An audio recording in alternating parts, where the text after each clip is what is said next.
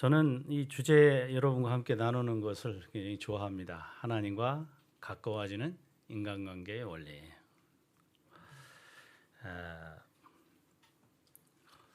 스티븐 코비라고 하는 사람이요. 성공하는 사람의 7가지 습관이라고 하는 책을 썼어요.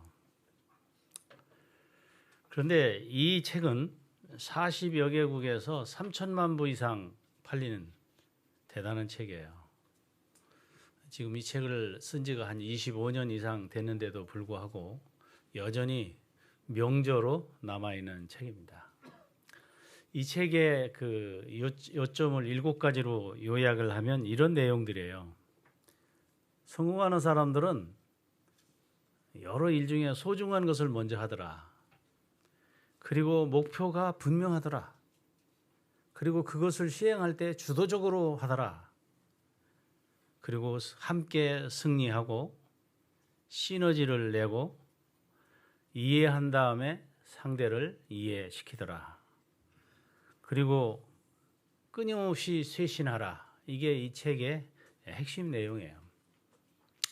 근데 이 스티브 코프라는 사람은 브리검 영대학 출신인데 이 사람 성경을 참 아주 깊이 있게 읽은 것 같아요.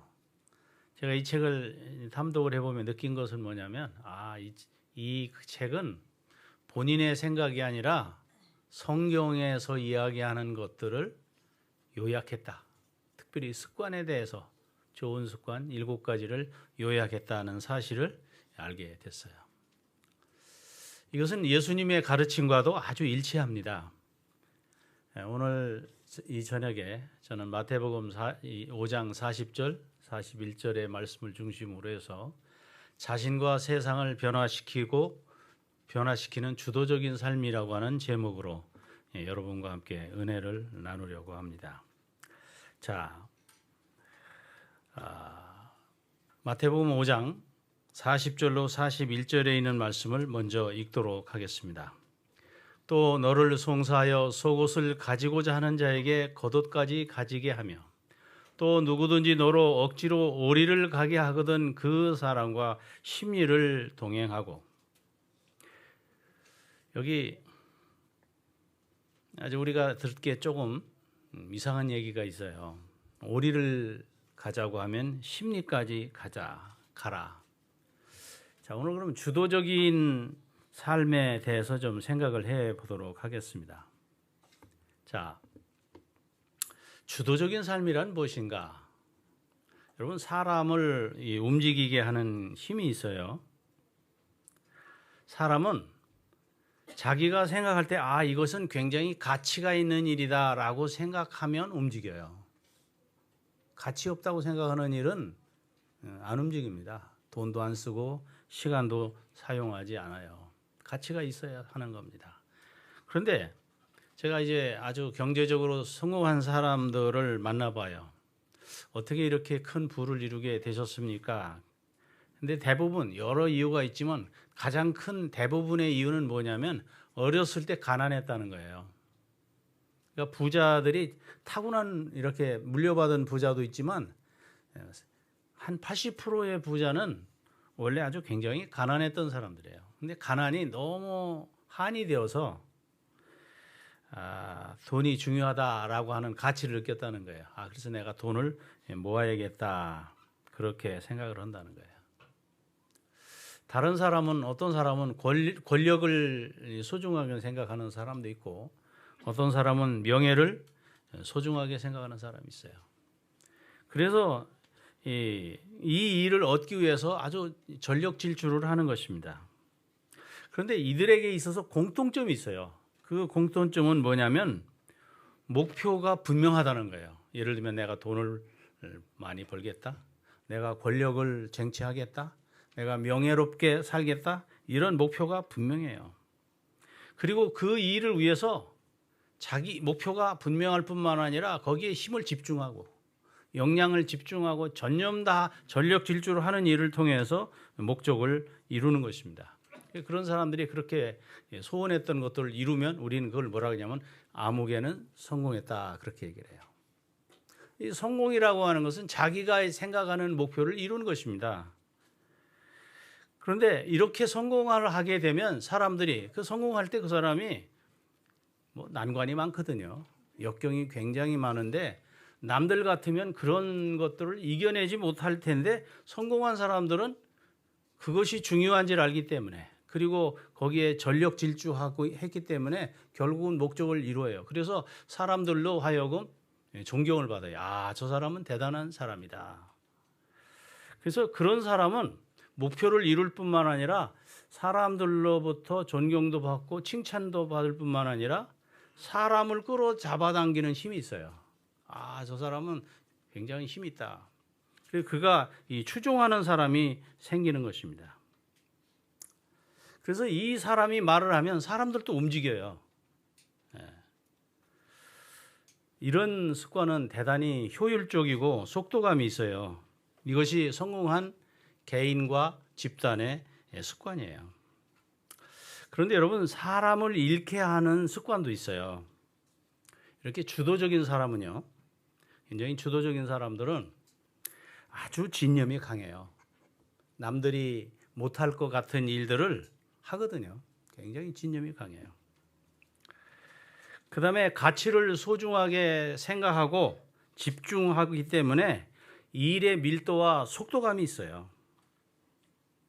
그런데 이 사람들에게 문제점이 하나 있어요.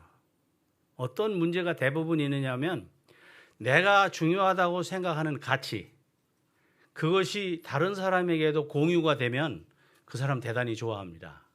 칭찬합니다. 함께 갑니다. 그런데 이 가치가 공유되지 않을 때가 있어요. 가치가 공유되지 않으면 그 사람에 대해서 오해할 수가 있어요. 아, 저 사람이 이걸 못 알아듣네? 머리가 나쁜가? 또 저 사람 그 의지가 부족한 거 아니야? 역량이 모자른 것 아니야?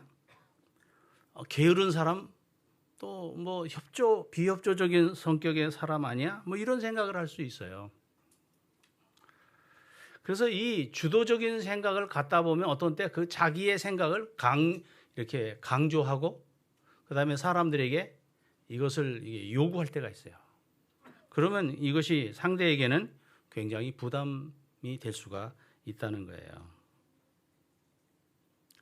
그리고 이 약간의 성공을 한 사람들 중에는 사람들에게 군림하려고 하는 경향도 있어요.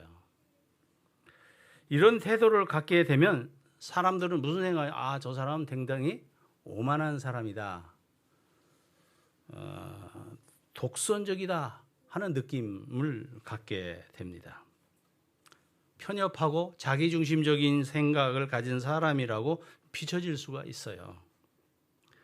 이런 태도를 갖게 되면 주변 사람들과 불편해요. 관계가 깨지는 겁니다.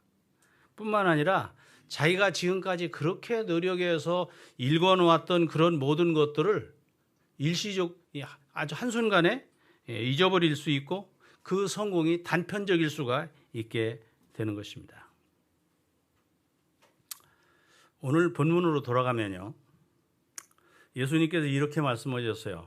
너로 하여금 오리를 가자고 강제하는 사람이 있으면 너는 오히려 심리를 함께 동행해 줘라.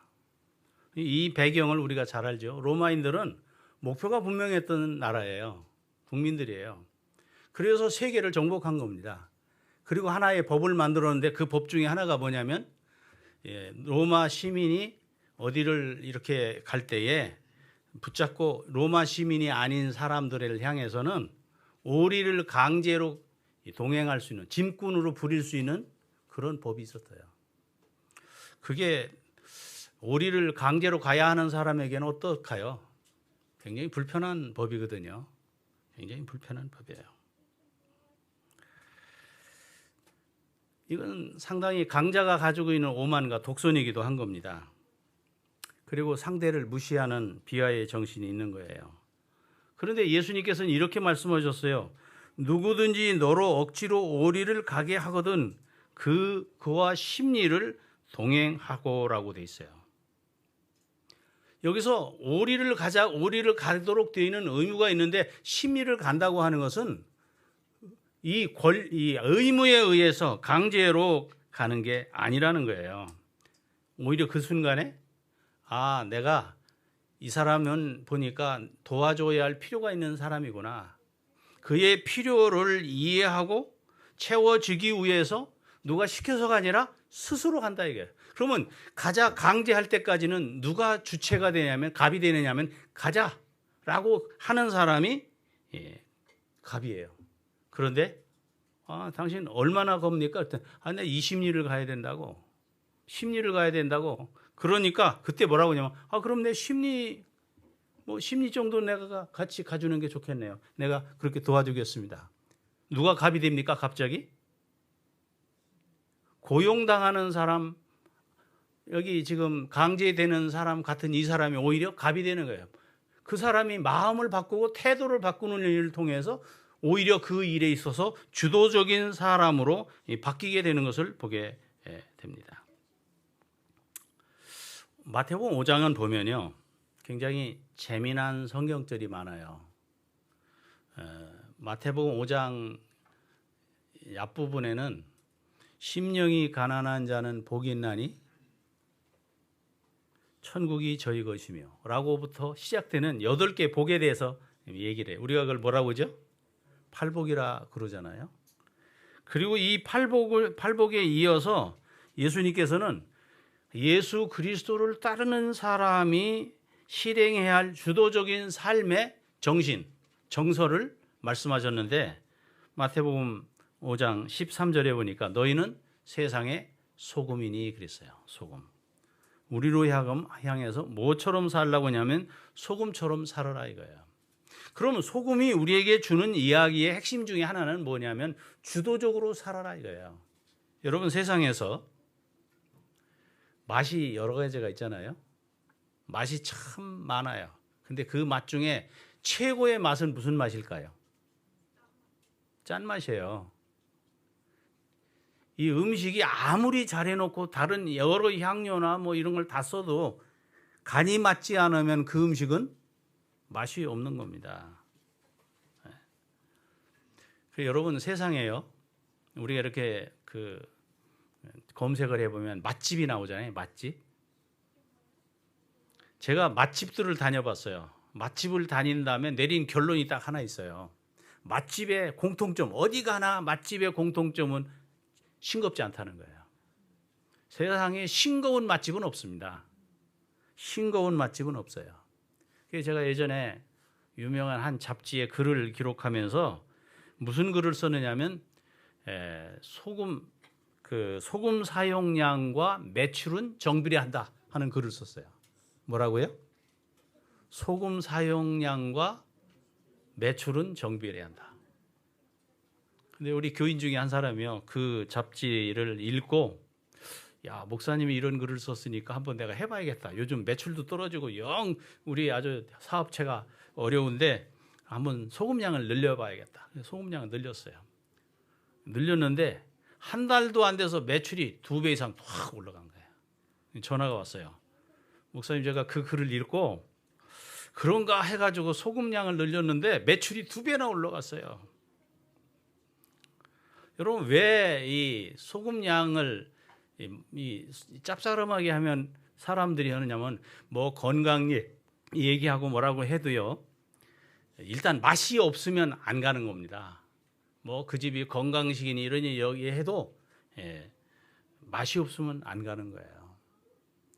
맛 중에 최고의 주도적인 맛은 뭐냐면 짠맛이에요. 짠맛이에요. 또 이 짠맛은요, 우리 일상생활에서 이 오염된 것들을 다 없애게 하는 성분이 있어요. 눈물은 어때요, 맛이? 콧물은요? 콧물이 짜다는 걸 어떻게 알아요? 저 어렸을 때요, 코딱지 맛을 본 기억이 있어요. 좀 부끄러운 얘기인데. 근데 어때요? 짜요. 눈물, 콧물, 소변, 대변 다 짜요. 그런데 여러분, 중요한 게 여기에 건강의 원리가 있어요. 너무 싱겁게 먹은 사람은요, 몸에 있는 독소를 배출하지 못해요. 몸에 있는 독소를 배출하는 건 누구의 도움이 없이는 안 되느냐면 이 짠맛의 도움 없이는 안 됩니다. 안 됩니다. 그래서 적절하게 짜게 먹지 않는 사람은요, 쉬지 않고 병을 앓게 돼요. 왜냐하면 몸이 독소가 가득하기 때문에 병이 날 수밖에 없어요.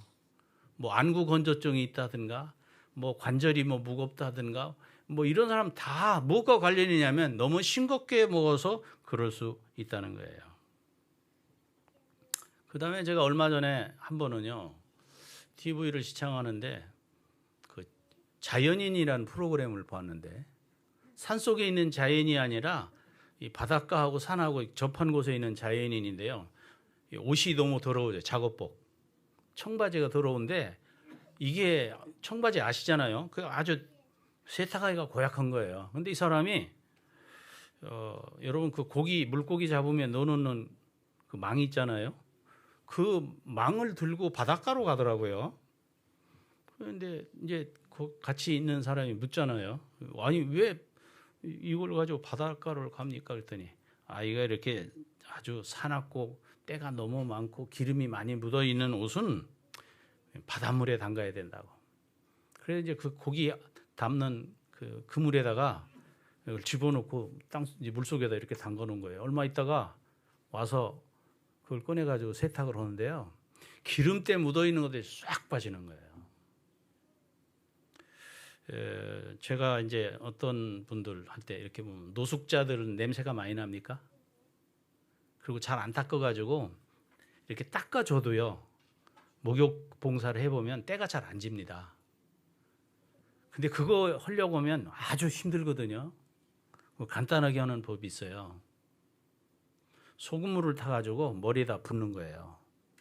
온몸을 소금물로 적셔가지고 한 다음에 일정 시간이 지나고 나서 비누칠을 딱 하면요, 때가 싹 빠집니다.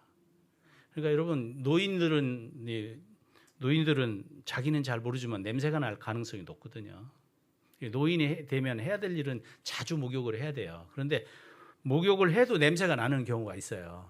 그런 분들은 소금물을 진하게 타서 싹 이렇게 머리에다 붓고 일정 시간 지나면 눈도 깔끔해질 뿐, 눈에 뭐 이렇게 이물질도 안 생길 뿐만 아니라 그 냄새까지 싹 제거할 수 있어요. 왜냐하면 이 소금은 이렇게 그 노폐물을 제거하는데 아주 탁월한 효과가 있어요.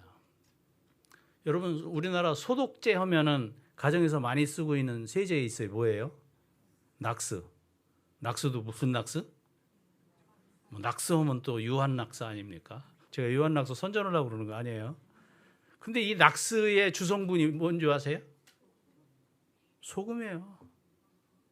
소금이에요. 화학을 조금 아는 사람들은 낙스의 소금으로 낙스를 만든다고 하는 것을 알게 됩니다. 여러분, 바닷물이 3.5%가 염분이에요.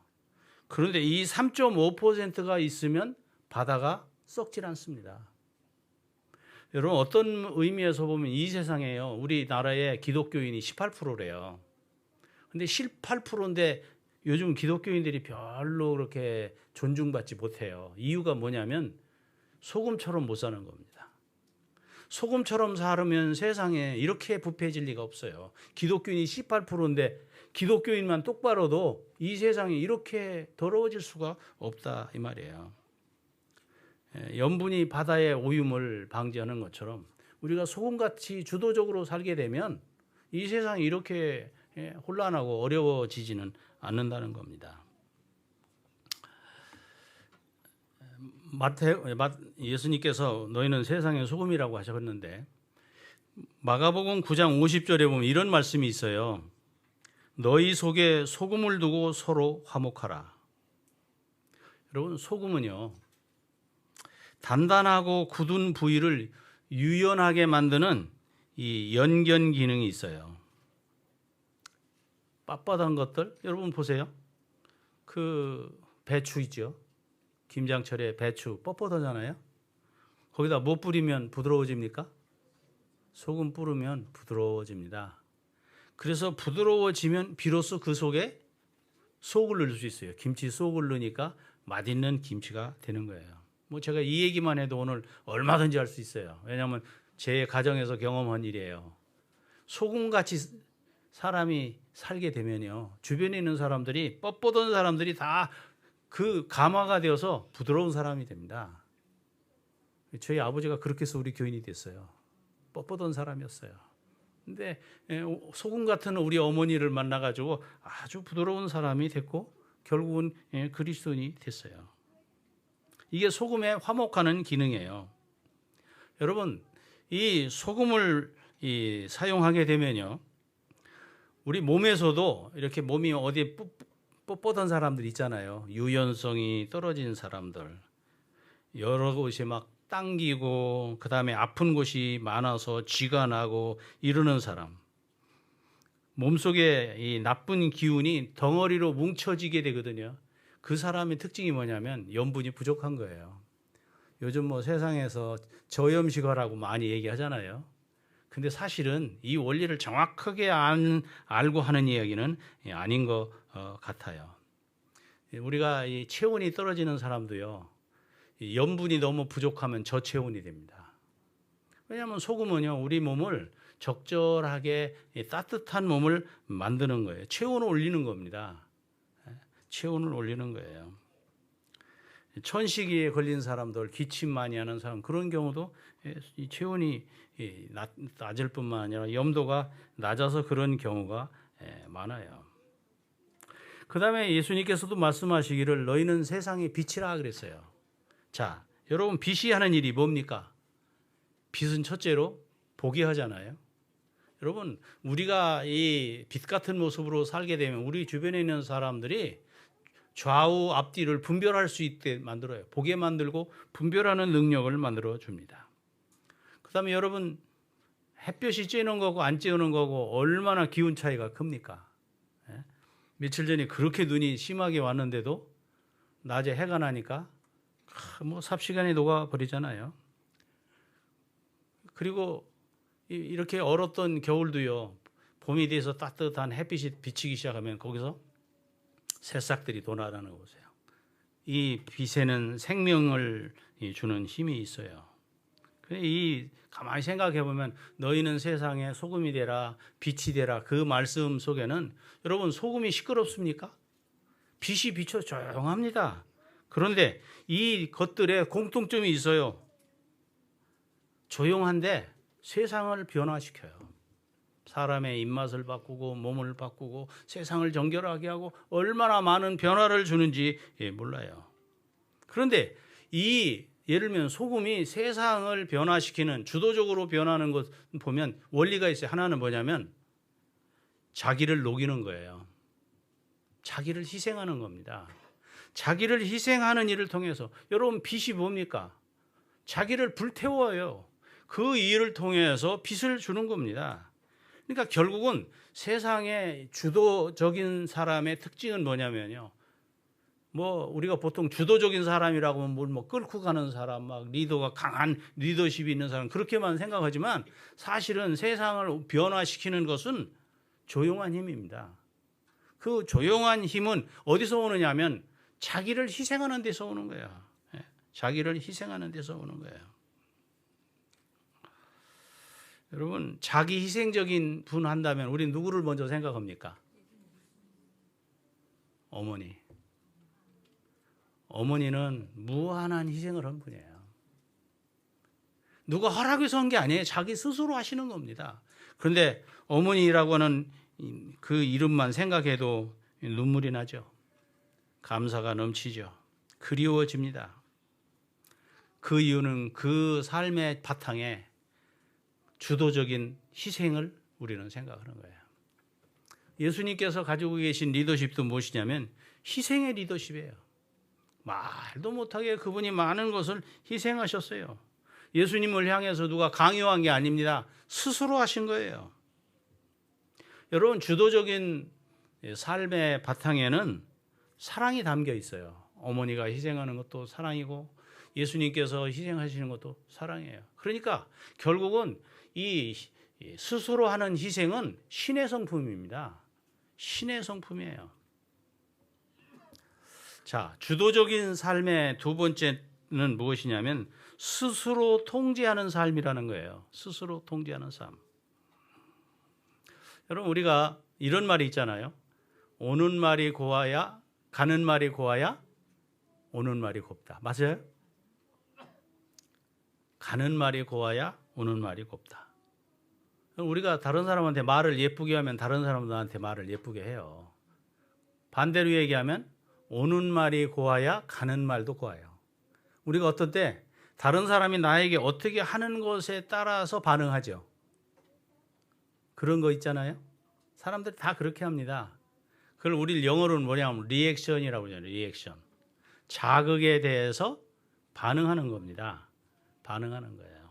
자, 그러면 이 예수님께서는 이런 말씀을 하셨어요. 마태복음 5장에서 오늘의 본문 뒤편에 너희가 너희를 사랑하는 자를 사랑하면 무슨 상이 있으리요?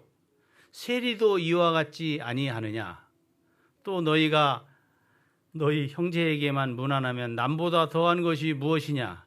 이방인들도 이와 같이 아니하느냐? 그러니까 세상 사람들은 어떻게 한다는 얘기냐면 나한테 잘해주는 사람한테 잘한다는 거예요. 여러분, 우리가 나한테 잘하는 사람한테 잘하는 거는 누구도 할 수 있다고요? 죄인도 할 수 있고 세상에 나쁜 사람도요. 자기한테 잘하는 사람은 잘해요. 이방인도 하나님 모르는 사람도 그렇게 한다 이거예요. 자, 그러면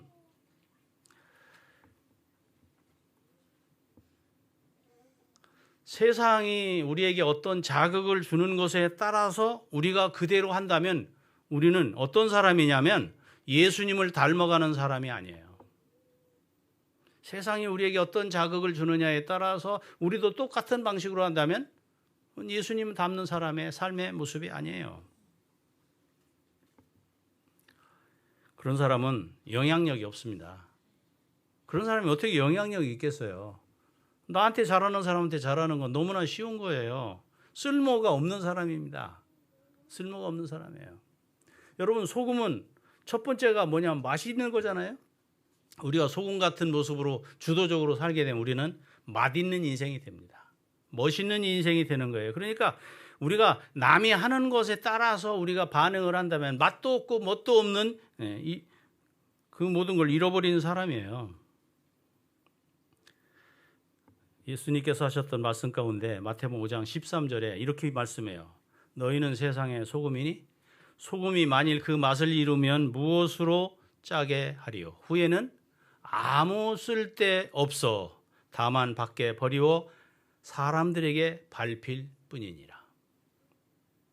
여러분, 그리스도인이 이렇게 주도적으로 살지 못하면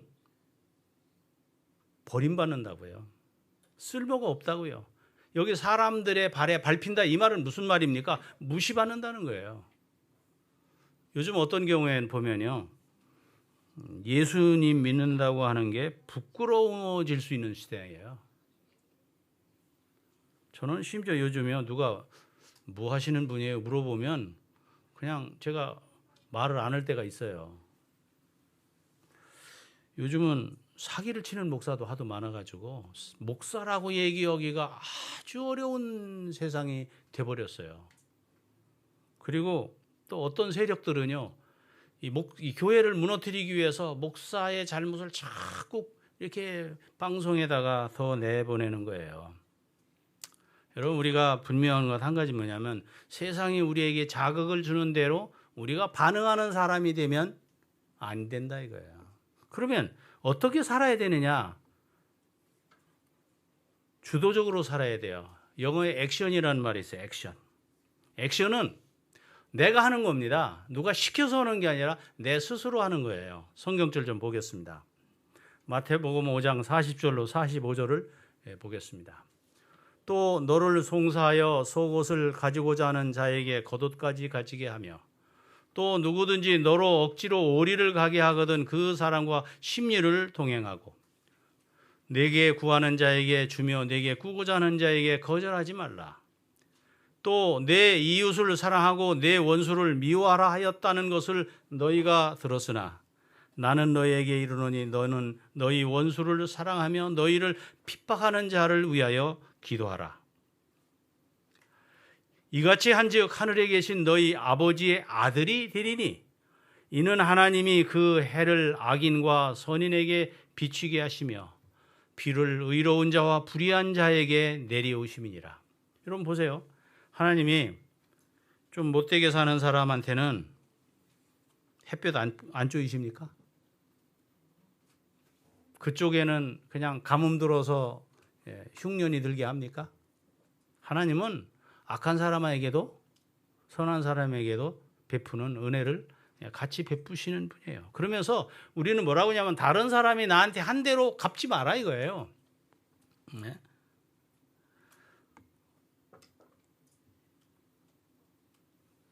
우리가 어떤 자극을 받은 대로 좋은 자극을 주면 좋게 반응한다. 이것은 이방인도 하는 겁니다. 죄인도 하는 거예요. 우리가 해야 될 일은 상대가 그런 좋은 자극을 주지 않는다 할지라도 나는 주도적으로 선하게 반응하고 행동하는 겁니다. 이게 그리스도인이에요. 이게 주도적인 삶이에요. 그래서 이 자기 주도적인 행동 원칙을 가진 사람이 되어야 돼요. 상대가 어떻게 하든 상관없이 나는 내 방식으로 행동하는 원칙이 있어야 돼요. 그런데 그 원칙은 어디서 나오느냐? 하나님의 말씀과 예수님의 가르침에 근거하는 겁니다. 우리가 하나님의 그 성품, 하나님의 말씀, 또 예수님께서 가르치는 그 교훈을 따라 내가 사는 거예요. 그래서 이것이 뭐냐면 말씀이 육신이 되어 우리 가운데 거하시면, 이게 예수님 얘기잖아요. 말씀이 육신이 되어 우리 가운데 거하신대. 근데 사실 이 말은 뭐냐면 하나님의 말씀이 우리의 마음 속에, 우리의 심령 속에, 우리의 영혼 속에, 내 인생의 철학 속에 이 말씀이 녹아져 가지고 말씀이 무엇이 되는 경험을 해야 되냐면 육신이 되는 경험을 해야 되는 거예요. 그렇게 되면 우리가 외부의 반응과 자극에 상관없이 말씀대로 반응하는 겁니다. 여러분, 자극과 반응 사이에는 큰 공간이 있어요. 그런데 이 삶을 지탱하는 그 원칙들이 바로 이 공간 사이에 가득 채워져야 돼요. 저는 우리 교인들이요, 말씀을 읽으면서, 여러분 말씀을 많이 읽는 것만이 중요한 게 아니에요. 말씀을 꼭꼭 씹어서 심도 있게 읽어야 돼요. 그리고 그것을 자기의 삶에 적용해 보는 거예요. 그렇게 되면 이 것들이 우리의 삶에 깊이 간직이 되면서 어떤 반응이 오든 상관없이 말씀 방식으로 반응하는 거예요. 그래서 하나님의 생각, 하나님의 철학, 하나님의 가르침이 오늘 내 속에 가득해서 내가 그런 사람이 돼버리는 겁니다. 그래서 자연스럽게 그런 반응이 나오게 되는 거예요. 그래서 우리가 이것들을 가득 채우는 경험들을 해야 된다고 하는 겁니다. 그 다음에 이 통제의 영역이 넓은 사람이 되어야 돼요. 통제의 영역이 넓은 사람. 여러분 십계명에 보면 이런 말이 있잖아요. 살인하지 마라, 간음하지 말라. 근데 이 살인하지 말라, 간음하지 말라고 하는 이야기를, 여러분 살인하셨어요? 사람 죽여본 경험 있으십니까? 없죠? 그런데 예수님은 이 문제에 대해서 이렇게 성경은 우리에게 가르쳐요. 요한일서 3장 15절에 그 형제를 한번 같이 읽어볼까요? 시작. 그 형제를 미워하는 자마다 살인하는 자니 살인하는 자마다 영생이 그 속에 거하지 아니하는 것을 너희가 아는 바라. 여기 보니까 남을 미워하는 것도 뭐라고요? 칼을 들고 총을 들고 직접 물리적으로만 죽이는 것이 죽이는 게 아니라 이 말이에요. 그 정신세계 속엔 그 사람을 향한 살이가 포함이 되어 있으니 그 자체가 이미 행동에 옮기지 않았을지라도 이미 살인이다 이거예요. 마태복음 5장 28절에 나는 너에게 이르노니 음욕을 품고 여자를 보는 자마다 마음에 이미 간음하였느니라. 하나님은 우리에게 무엇까지 말씀하시냐면 동기까지 얘기하는 거예요. 그러니까 우리가 뭐를 통제해야 되냐면 내 생각의 동기까지. 드러난 행동만이 아니라 내 생각을 통제해야 된다 이거예요. 그래서 이 통제를 할 수 있는 영역이 넓은 사람, 깊은 사람이 이 세상을 향해서 이 변화를 줄 수 있는 주도적인 사람이 되는 겁니다. 그렇게 되기 위해서는 내가 먼저 바뀌어야 돼요. 내가 바뀌어야 돼요. 그래서 이 주도적인 삶이라는 것은 세 번째로 스스로 개혁하는 삶이에요. 스스로 개혁하는 삶. 자, 혹시 여러분 이런 책 보셨어요? 돈의 속성. 이거 한번 읽어보신 분. 우리 교인들이요, 성경만 읽고 있어요. 세상에는 좋은 양서도 굉장히 많아요. 이런 양서는 읽어야 돼요. 이 김승호라고 하는 분이 이 돈의 속성이라고는 책을 썼어요. 여러분, 우리가 세상을 알려면 뭘 알아야 돼요? 돈 좀 알아야 돼요. 돈을 알아야 돼요. 근데 이 책이요, 300번 인쇄를 했어요. 300번. 보통 책 한 번 인쇄할 때 뭐 몇천 권서부터 몇만 권 인쇄를 하거든요. 그럼 300번을 인쇄를 했다고 하면 굉장한 책이에요. 근데 여러분, 이 굉장한 책을 아직도 제목도 못 봤어요? 근데 이 저자가 이런 얘기를 했어요. 방송에서 무슨 얘기냐면, 기업을 운영하다 보면, 예를 들면 우리가 음식점을 운영한다고 해보세요. 어떤 집에 음식점에 가면요, 반찬을 이렇게 싸놓은 집이 있어요. 반찬만 싸놓은 집들 보죠. 어떤 사람은 그게 굉장히 불쾌합니다. 왜냐하면 그 그릇 밑바닥이 다른 음식의 윗부분에 가거든요. 수저통에 젓가락이 입이 들어가야 할 부분이 아래로 간 사람들이 있어요. 어떤 사람은 그게 아주 신경이 쓰이는 사람이 있어요. 그래서 그걸 얘기해요. 얘기를 하면, 여러분, 그런 항목이 있을 때마다 그때그때 고치는 것이 이 김승호 씨의 얘기에 의하면 사업 아이템이라는 거예요. 내가 다른 사람과 차별화되는 거라는 거예요. 여러분, 우리나라에 대팔이라고는 회사가 들어와 있어요. 대팔.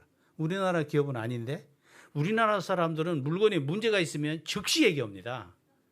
이 고기를 굽는 이 철판이 여기에 좀 이렇게 홈이 좀 파지면 그 가운데로 기름이 흐르고 한쪽에 구멍을 이렇게 해가지고 거기다 기름을 받아내면 얼마나 좋겠어요. 여러분, 사람들이 불편한 걸 한국 사람은 꼭 불평만 하는 게 아니라, 개선을 요구하는 게 아니라 개선책도 얘기해줘요. 이것만 잘 따라해도 뭐 된다고요? 세상을 주도하는 기업이 된다니까요. 시장을 지배한다 이거예요. 이런 책은 또 보셨나 모르겠어요. 엘빈 로빈슨이라는 사람이 쓴 책인데, 직원들은 답을 알고 있다. 책 제목부터가 중요한 얘기예요. 직원들은 답을 알고 있다. 여러분, 고객의 불평 속에, 고객의 요구 속에는 개선 사항이 있는 거예요. 우리나라에 이 세상에서 물건을 만들면요, 제일 먼저 한국에 와서 어떤 때는 뭐까지 하느냐면 무료로 나눠줘요. 한국에 지금 그런 거 하는 사람이 있어요. 무료로 받고 돈 받아가며 그걸 써보고, 이 제품은 뭐가 좋은데 뭐가 나쁘다. 한국 사람들은 굉장히 빠르거든요. 그래서 그거를 그 회사가 빨리 들은 다음에 개선을 해요. 그래서 한국 사람들이 좋아요. 그러면 세상에 내놓으면 다 팔린다는 거예요. 직원들은 답을 알고 있다. 나는 요즘 교회를 옮기고 싶다. 이런 책도 있어요. 여러분, 이런 경험이 있으시죠? 그래서 이 교회로 왔죠? 너무 절실하게 와 닿는 말이잖아요. 저도 목사거든요. 제가 목사고 저도 교회 다니는 교인이에요. 근데 제가 다니는 교회를 바꾸고 싶을 때가 있어, 속으로. 제가 목사인데, 제 후배 목사님이 담임 목사님이거든요. 교회를 바꿔보고 싶어, 아주 그냥. 근데 그 얘기를 하면 내가 불평불만자가 될 테니까 말은 못해요. 근데 저는 그때 무슨 생각을 하냐면, 내가 이런 생각을 할 때 우리 장로님, 집사님도 이 생각을 할 거다. 그런데 책으로 나왔어요, 아예. 나는 요즘 교회를 옮기고 싶다. 이게 교인들의 속 마음이에요. 근데 부흥이 안 되는 교회 목사님은 이런 책도 안 읽어. 부흥이 안 되는 교회 목사님은 뭐라도 읽으면 좋겠어요? 나는 요즘 교회를 옮기고 싶다. 이 책이라도 좀 읽으면 얼마나 좋겠어요. 그러면 내가 교회를 옮기고 싶을 때 왜 그럴까요? 현실이 안주하고 개혁하지 않고 그냥 어제나 오늘이나 똑같은 형태로 있는 이 집단은 떠나고 싶은 겁니다. 그래서 성경은 이렇게 말해요. 야고보서 2장 17절에 이와 같이 행함이 없는 믿음은 그 자체가 뭐라? 죽은 것이라. 여러분, 스스로 바꾸지 않으면요, 내가 바꾸지 않으면 남들이 억지로 바꿔요. 직장에서도요, 태도가 안 좋은 사람도 있어요. 스스로 바꾼 사람은 에리트 사원이 되는데 안 바꾸면 나중에 바꾸라고 해도 안 되면 나중에 어떻게 할까요? 해고시켜요. 강제로 나를 바꾸게 만드는 겁니다. 그러니까 남이 나를 바꾸게 할 게 아니라 그런 일이 벌어지기 전에 누가 해야 돼요? 내가 바꿔야 돼요. 성경에는 이렇게 인생을 사는 방법, 성공하는 방법에 대해서 가득 채워놓으셨어요. 여기 가운데 있는 글씨 좀 읽어보세요. 개혁은, 시작. 개혁은 생존의 유전인자야. 유전인자라 그렇게 생각해야 돼요. 개혁은 생존의 유전인자예요. 어떤 제 사랑하는 사람이 저한테 책을 보냈어요. 제 후배가. 근데 그 책의 제목이 이거예요. 이 책 제목이 미국을 움직이는 작은 공동체 세이비어 교회 얘기예요. 이 교회는요, 교인이 150명이에요. 150명인데 이 150명짜리 교회가 뉴욕을 바꿔놓는다는 거예요. 여러분, 뭐 맛집이 꼭 길이 좋은 데 있다고 맛집이에요? 요즘 맛집은 어디에도 있어요? 산속에도 있어요. 제 후배가 무슨 공장을 하냐면 이 면을 만드는 공장을 해요. 근데 이 집에서 만든 면을 가지고 자기 집에서 면 만드는 것도 아니고 면을 사다가 저 논 한가운데에 있는 음식점 냉면을 파는데 서천이에요, 서천. 하루에 1,500그릇을 팔아. 하루에 냉면을 1,500그릇을 팔아요. 자기가 뽑지도 않는 냉면 사다가 하는데도.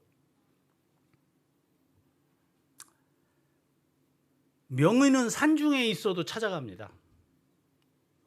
우리가 교인이 몇 명이 되는 게 중요한 거 아니라 그보다 더 중요한 거는 주도적으로 사는 그리스도인이 많아야 돼요. 그러면 이 150명짜리 교회가 뉴욕에 가장 영향력 있는 교회라니까요. 주도적으로 사는 게 중요합니까? 굉장히 중요합니다. 그러면 우리가 이 개혁을 언제 해야 되느냐? 개혁은 즉시 하는 겁니다. 여러분, 오늘 말씀을 듣고도 내가 바꿀 걸 생각나면요, 오늘 말씀 들었으니까 내일부터 해야겠다. 다음 주부터 해야겠다. 다음 달 해야겠다. 그러면 못 하는 겁니다. 즉시 해야 돼요. 그런데 성경은 이렇게 말합니다. 마태복음 5장 23절 24절. 제가 지금 마태복음에 있는 5장에 있는 얘기를 그대로 하는 겁니다.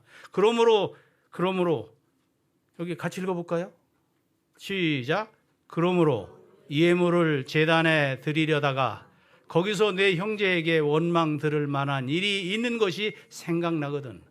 예물을 제단 앞에 두고 먼저 가서 형제와 화목하고 그 후에 와서 예물을 드리라. 어떻게 하라고요? 즉시 하라는 거예요. 여러분, 개혁을 하려고 하는 데는요, 즉시 해야 돼요. 개혁은 즉시 해야 돼요. 두 번째로는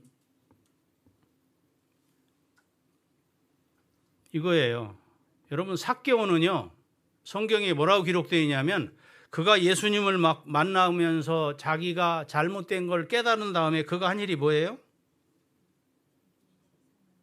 내 재산의 절반을 가난한 사람에게 나눠주겠으며, 누구의 것을 토색한 일이 있으면 4배나 갚겠다고 누가 시키지 않았습니다. 스스로 결정했어요. 즉시 행동했어요. 제가 이 부분에 대해서 시대의 소망을 읽었더니 이렇게 기록하고 있더라고요. 개혁이 따르지 않는 회개는 참된 회개가 아니다. 그리스도의 의인은 자복하지 않고 버리지 않는 죄를 덮는 외투가 아니다. 품성을 변화시키고 행동을 제어하는 것이 생애의 원칙이다. 거룩함이란 하나님께 전체를 바치는 것이며 마음속에 있는 하늘의 원칙에 마음과 생애를 완전히 복종시키는 것이다.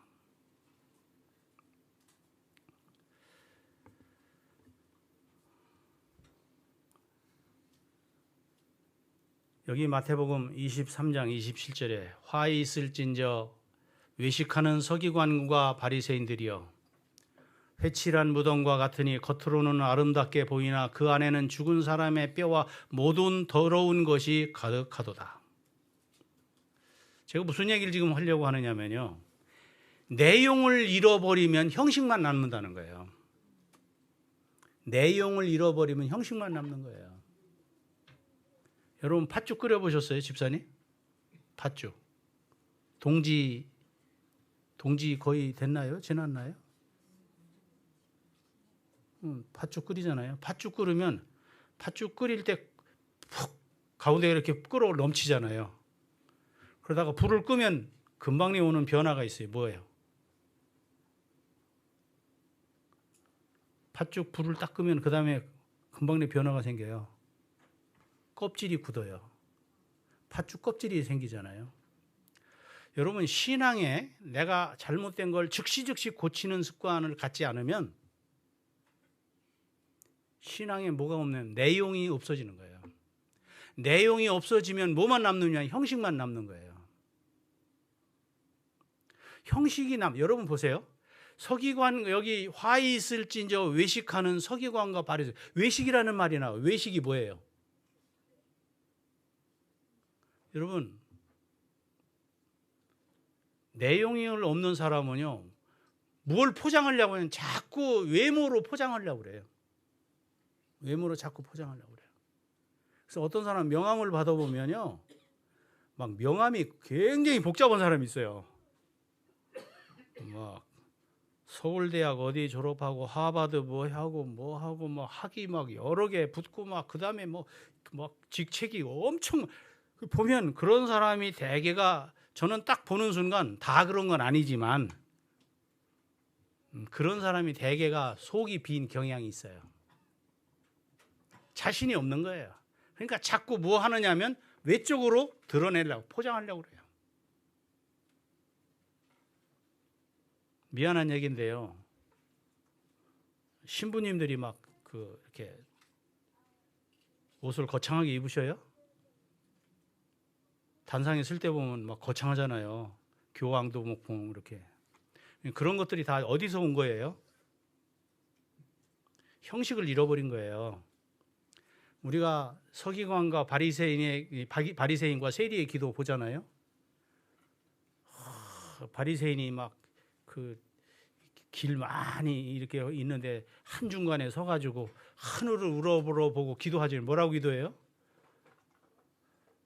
나는 일회에 이틀씩 금식하고. 일회에 이틀 금식 어떻게 한 줄 아세요? 모세가 십계명 받으려고 올라간 날, 요일날 금요일, 그 요일 저녁 한 끼, 그 다음에 내려온 날 저녁 한 끼, 그리고 이제 이틀 금식했대. 수입에 11조를 드리고 나는 간음, 불의, 토색 뭐 하지 않고, 그리고 뭐라고 얘기냐면 저 세리와 같이도 인함을 인하여 감사하나이다. 얼마나 폼을, 그게 기도입니까? 자랑이지. 세리는 저쪽에서 가슴을 치며 뭐라고 기도해요? 주여 나는 죄인이로소이다. 이렇게 포장을 하는 사람, 이런 사람이 서기관이에요. 바리새인이에요.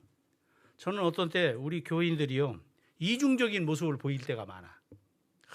뭐 여럿이 있을 때는 아주 무한데 혼자 있을 때 모습이 진짜예요. 혼자 있을 때 모습이 진짜예요.